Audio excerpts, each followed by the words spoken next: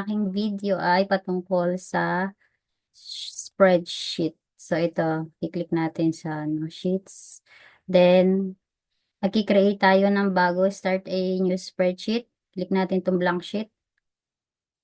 Then, yan. Ito ang, ito yung mga row and column. Wait, gusto natin. Ngayon, maglalag tayo sa untitled spreadsheet. Gagawa tayo ng title. So, ang ano ko ngayon ay for demo lang naman. So, ang lalagay natin ay demo video. Yan. Yan dyan tayo maglalagay ng title para hindi tayo mawala kapag hahanapin natin. Or halimbawa kung gusto niyo ay names. Pwede din, kayo nang bahala. Kuha niyo na yun. Tapos dito sa sa column, dito sa first, halimbawa mag-start lang ako sa name. Name. Name. The next ay, bawa ay age. Then, address. Pang ano lang naman to. Para lang to dito sa Then, halimbawa ay cellphone number. Yan. O, for example, ito lang muna. So, ito, iano natin kung ano yung mga, iano ko, kung ano ba yung mga basic na ginagawa dito. Halimbawa, itong mga nakalagay dito sa ating column. Kapag gusto mo siya palaki, click mo lang to, i-bold mo siya. Ay, hindi, wait lang. O, ito muna. Sa, yung font size niya. O, halimbawa to, yung minus liliit siya, di ba? Kasi kung gusto mo siyang palakihan, yan. Ngayon, ang gagawin ko, lahat ko sila gusto ay, yung size niya ay, pang mga 20. I-right click ko dito sa mouse ko, sa mouse nyo, yan. Click nyo lang to, tapos, pagka-click nyo, click nyo, huwag nyo bibitawan yung sa kanan, tapos i-drag nyo papunta dito sa, kung saan nyo hanggang gusto. Ako hanggang dito sa cellphone. Yan, tapos binitawan ko na siya, yung pagkakapindot ko doon sa kanan. Then, iano ko siya hanggang siguro 20. 1, 2, 3, 4, 5. Mali lang. Yan, 20 na. Malaki na siya, di ba? So, ngayon, nakaano siya dito. Saka ko na naituturo kung paano maglalagay nito na hindi na natin i-adjust. So, ito, i-adjust natin para makita siya. Then, dito din, ito yung guhit na to. Sa may letter D, ito nakikita nyo. Drag nyo lang pag ano. Ayan, kasya na. Then, next, yan na natin. Itong bold, syempre, alam na natin yan. Pag nilik mo yan, taba siya. Ayan, nagtaba siya. So, kung gusto mo lahat siya magtaba, right click sa name, tapos hila, naka-hold ka lang ha. Tapos yan bitaw. Click mo yung bold. Naku, isa lang pala yung wait lang. Ayan. Lahat na sila.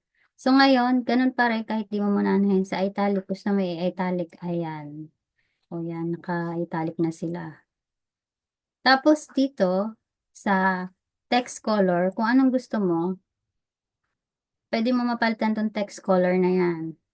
Kung halimbawa blue, halimbawa yellow, or halimbawa red, yan.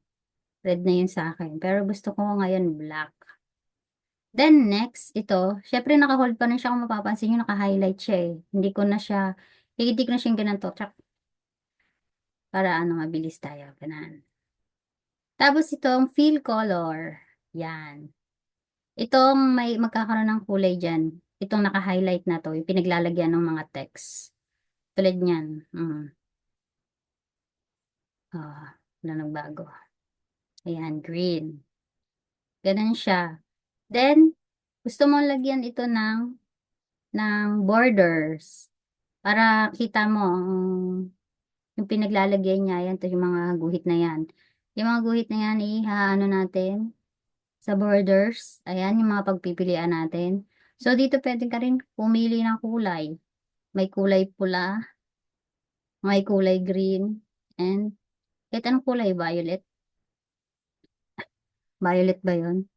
Tapos dito, kung gaano kakapal yung gusto mo, yan dyan sa gilid, yung mga guhit-guhit dyan. Pwede nating ilagay sa pinakang makapal. Ngayon, kung gusto mo na siyang i-apply after mo tong ilagay tong border color at saka yung border style, pwede mo na siya dito sa all borders. Ayan. Nakita nyo? Ayan na siya. Kung gusto nyo siyang ibalik lang sa maliit, yung manipis lang yung pagka-border, pwede nyo ulit siyang i-click. Ito. Manipis. Tapos click nyo lang tong all borders. Diba? Nagnipis na siya. Ganon siya. Then dito sa ano, yung mga text, i-ano natin kung saan natin gusto ilagay, kung sa right, dito natin yan, kung sa right, sa left, center, at saka sa right. So ito, limbawa to, gusto natin tong i-center. Center. Ayan, na-center na siya, nakita nyo gumalaw. Ganon din si age. Center din. 'Di ba? Gusto nyo left, left. Kung gusto nyo right, right. Ganun siya. Ano natin. Eh, gusto ko lahat sila center. I-right click ko lang to, then hold. Papunta doon, naka-highlight na sila. Center. O, kita nyo gumalaw. Ayan. Yun lang yung ano, basic. Tapos ito, saka na to.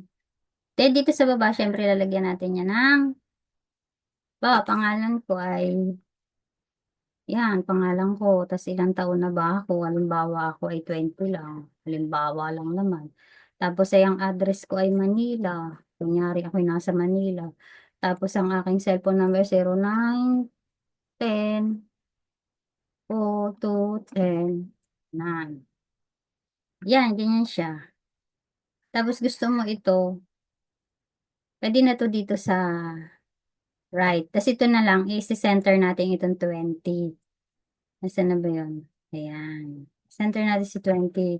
Ganon din si Manila. Para maganda naman siyang tingnan. Yan. Ito si number. Pwede rin natin yung i-center din. O, di ba? Ganon lang siya. So, ayan. Kung gusto mo din siyang lagyan ng ano to, ng kulay.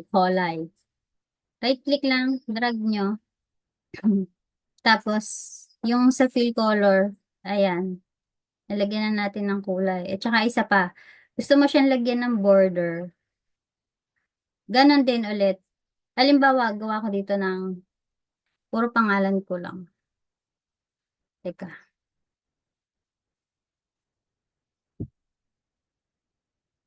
Ayan. Inano ko lang yun Binaba ko. Tapos, gusto ko siyang lagyan ng border lahat. So, yatin ng border. Ayan na. Ayan na, may border na siya. Kita niya ang ganda tingnan, di ba? So, yan lang. Salamat sa inyo panonood. Sana kahit papaano meron kayong napulot, may nakuha.